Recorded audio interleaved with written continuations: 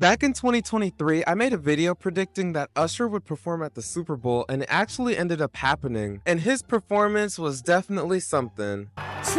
The Super Bowl has become one of the biggest staples in American culture over the decades. Millions of fans tune in to root for their favorite teams, have watch parties, and everything in between. This is the one time of the year besides election and 4th of July us Americans get together. Most people watch the Super Bowl for the food, commercials, and the halftime show performances, with the Super Bowl halftime show performances usually being the most talked about and anticipated moments of the year. For years, we have seen some of the biggest names in music headline the halftime show, from classic rockers to pop superstars and hip-hop moguls. We have even had a couple of random performances that felt more like ads rather than a traditional Super Bowl show. With this year's recent performance, I thought it would be fun to take a look back at every Super Bowl halftime show from Michael Jackson's iconic 1993 performance all the way up to Usher's recent performance, and rank them from what I think are the worst and what I think are the best. Some of these performances were amazing and others were really bad.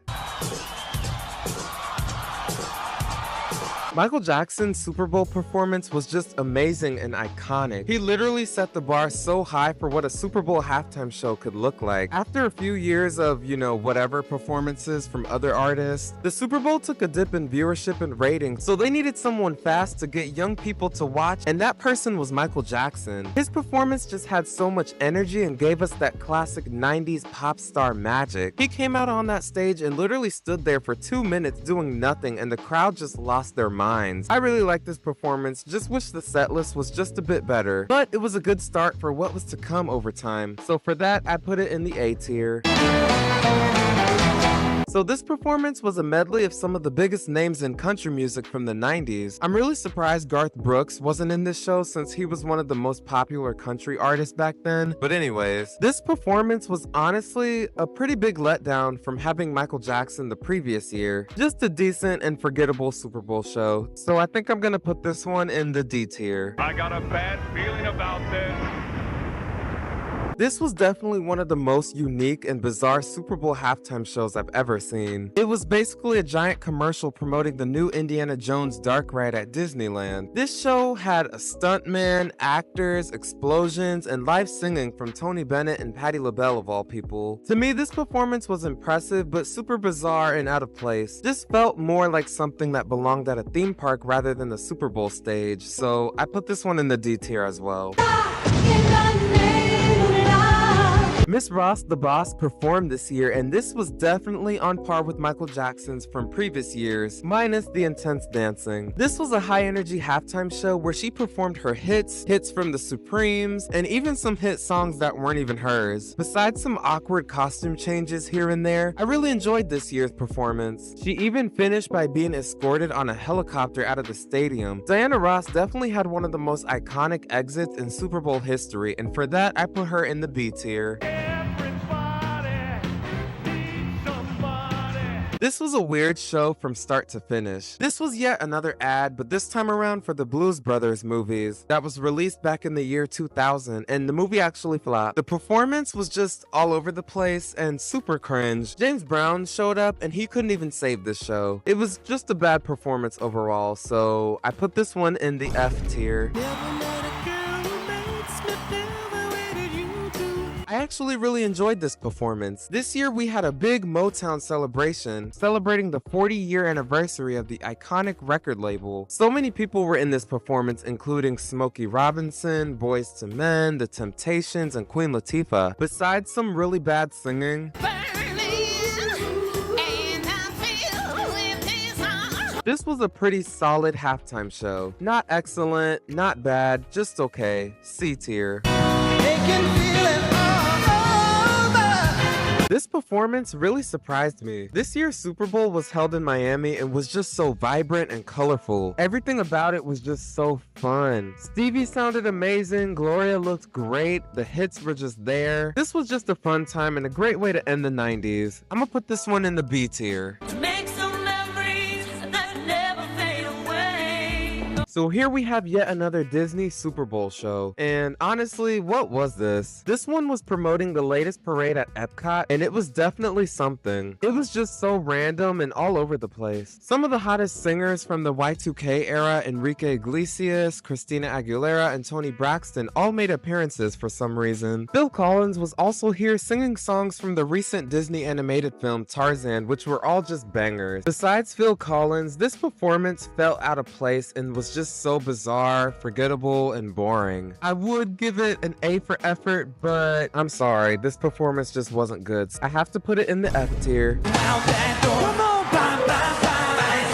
This was yet another weird and bizarre performance with NSYNC and Aerosmith as the headliner. It was only a matter of time before one of the biggest bands were gonna perform at the halftime show, and NSYNC was one of the biggest boy groups at the time, so it only made sense to include them as well. I feel like this performance was all over the place with some cringe moments.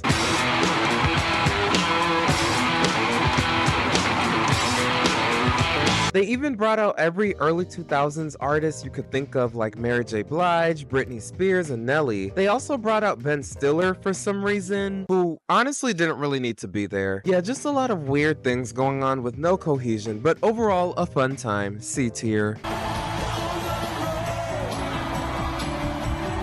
If I'm being honest, this wasn't my favorite performance, but it was decent and heartfelt. This performance was special for obvious reasons. They dedicated this year's halftime show to the victims of the recent 9/11 tragedy that just happened a few months prior to the Super Bowl. They even had the name of all of the victims as part of their performance. Even though it wasn't my favorite halftime show, I can acknowledge this performance more as a tribute than a Super Bowl halftime show, so for that, I put it in the B tier. So this halftime show, we had the legendary country diva of the 90s, Shania Twain. And to me, her performance felt like it was missing something. The hot air balloon was cool, just felt a little too similar to what Diana Ross did a few years ago. Oh yeah, No Doubt and Sting came out and really helped this performance, but still ended up being pretty lame and forgettable. But yeah, this performance still ended up being pretty lame and forgettable, so I put it in the D tier. So this was definitely the most controversial Super Bowl halftime show ever. We all know this Super Bowl show mostly because of the infamous wardrobe malfunction. For those who don't remember, basically Justin Timberlake ripped off a piece of her top, exposing her nipple on live television. And this was just so crazy. The NFL got so many calls and complaints in concern to what they just witnessed. What's even crazier is that Janet Jackson's career and legacy was almost ruined from this one incident, something she herself didn't even do, but took the blame for. Meanwhile, Justin's career just skyrocketed throughout the 2000s. We just gotta love America. Besides the nip slip, this performance had a lot going on. Justin looked like he was on his way to Target with this fit. His fit was honestly just bad, and Janet was giving vampire dominatrix vibes. Jessica Simpson, Diddy, Nelly, and Kid Rock all were surprise guests, making this performance just so all over the place and unhinged. Honestly, Janet could have done this show by herself since she has so many hits, you know. Together Again, That's the Way Love Goes, Someone to Call My Lover, Escapade, you know, she just has so many hits. Overall, I thought that this show was pure and utter chaos, but still a fun time, so I put it in the B tier. So after the Janet incident, the Super Bowl went in a different direction, going for more safer options. Nothing too offensive or over the top. Every halftime show from 2005 through 2010 consisted of mostly classic rock bands way past their primes. So I'm gonna go through these really fast because most of them were extremely boring and forgettable to me. Paul McCartney is a legend, and he's the only Beatles member alive, so that's pretty cool. Yeah, this was an okay performance at best, just lacked spectacle, and was just a clear, safe choice. C tier. The stage design with the Lips logo was cool, just a boring and forgettable halftime show. D tier. Another boring and safe performance lacking any spectacle. D tier. I think the stage lighting and fireworks were the best part of this show. Everything else was just boring and forgettable. D tier. I skipped over Prince and Bruce Springsteen on purpose because they both gave incredible performances, just sandwiched between the really safe and boring ones. I mean, what is there to say about this performance? It was just amazing from start to finish. Prince in that blue suit with his iconic guitar was just chef kiss. It also started raining during the Purple Rain section of his set, which was just perfect timing, making this performance one of the most memorable Super Bowl halftime shows ever. I know when I did my ranking last year, a lot of people actually said Prince's was better than Michael Jackson's, and I actually might have to agree with y'all. Prince's show is easily the best halftime show we've ever witnessed, and for that, it goes into the S tier.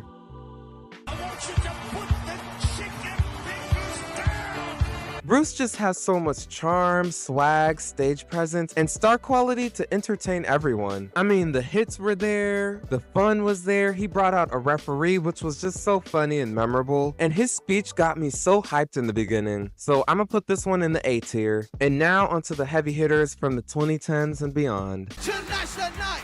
Hey, let's live it up. After dominating 2009 and 2010, the Black Eyed Peas were just on top of the world, and it only made sense for them to perform next year at the Super Bowl. Besides the really cool LED light show Slash and Usher, this was honestly a really bad performance. I mean, let's keep it real, the Black Eyed Peas, they're not good performers or live singers. Even though they performed some of their biggest hits, they just sounded terrible, especially Fergie.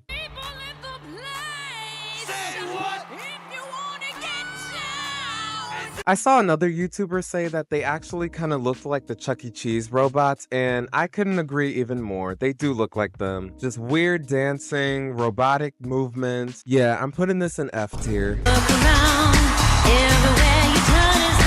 The Queen of Pop finally performed at the Super Bowl, and it was pretty good. The dancing was great, the set list was amazing, and the special guests were also great, adding a lot to this performance. She brought out a bunch of people, LMFAO, Nicki Minaj, MIA, and CeeLo Green of all people. She even had a tightrope dancer, which was a great addition. A fun performance from start to finish, A tier. 1, 2, 3, 4. Let's get it. Beyoncé was born to be a star. You can tell that she dreamt of doing this her entire life. She studied the greats that came before her to deliver one of the best Super Bowl halftime shows we've ever witnessed. She brought out Kelly and Michelle for an epic Destiny's Child reunion, which was just the highlight of the show. Beyoncé gave such a high energy performance with some of the best live vocals the Super Bowl has ever had. So with that being said, I would put this performance in the S tier.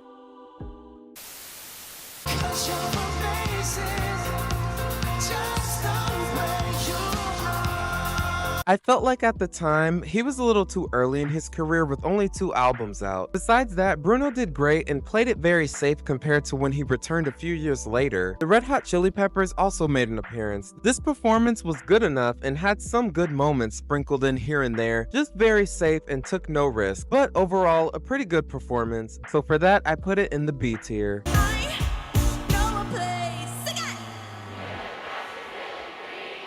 This performance was so fun and entertaining to witness from start to finish. That intro of her singing on the mechanical lion was just so cool and unique, and her stage design with the LED panels was probably one of my favorite stages from any halftime show. Katy's setlist was also really well done, as I forgot how many blockbuster hits she had in her catalog. I mean, Hot and Cold, California Girls, Roar, Dark Horse, so many hits. I feel like this was in a way her finale in the mainstream's eyes, because everything she released after this started to flop really hard. She brought out some legends like Lenny Kravitz and Missy Elliott for more fun, and they definitely elevated her performance even more. Overall, a fun, colorful performance. One of the best, honestly, so I put it in the A tier.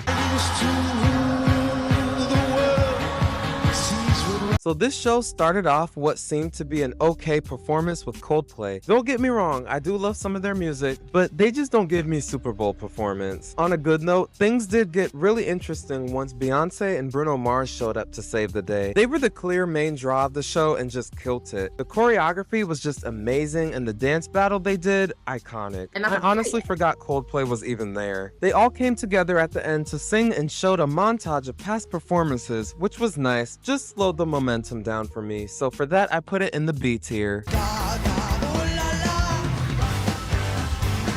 I I really enjoyed this performance. Lady Gaga is an exceptional live performer, so I expected hers to be amazing. Poker Face, Bad Romance, Born This Way, Telephone, and many more. This was just a great set list of some of her biggest hits. She really was born to be a star. She gave one of the most energetic performances ever with live singing and dancing. Speaking of live singing, everyone usually lip syncs for this show, so it was nice to have her actually sing her songs live, and she actually sounded really good. Yeah, I don't really have much to say about this one. This was a great halftime show, so I'm gonna put it in the S tier.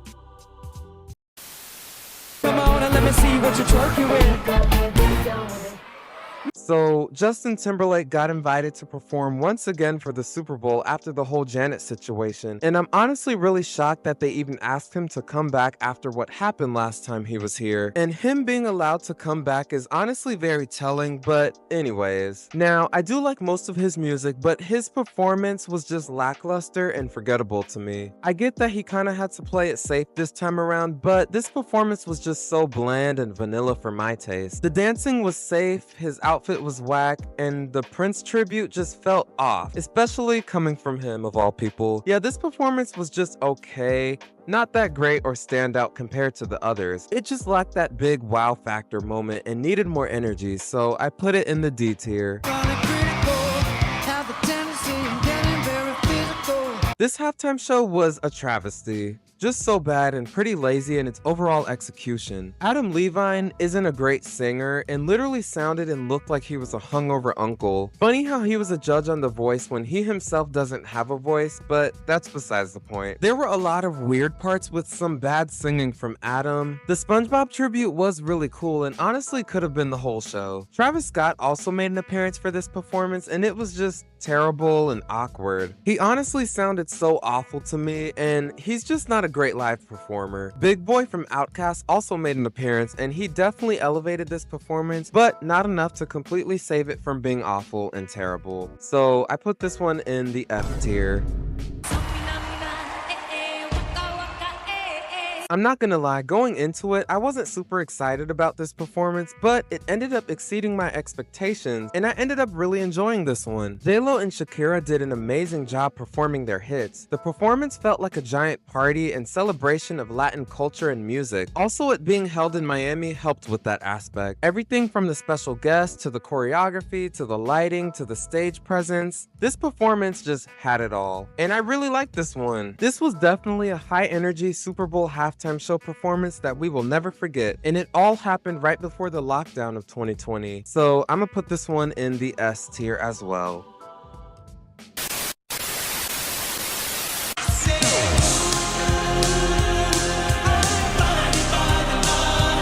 I really liked The Weeknd's performance. His was heavily affected by the pandemic restrictions limiting his performance, so that meant there was no audience. So he got to take advantage of that by performing in the stands and having different camera angles, which made this super unique and stand out amongst everyone else's. The dancers wearing the bandages on their faces was also a good touch, and him ending with blinding lights was just amazing. So I put this one in the B tier. It's the one and only DRE. Dre, you little busters.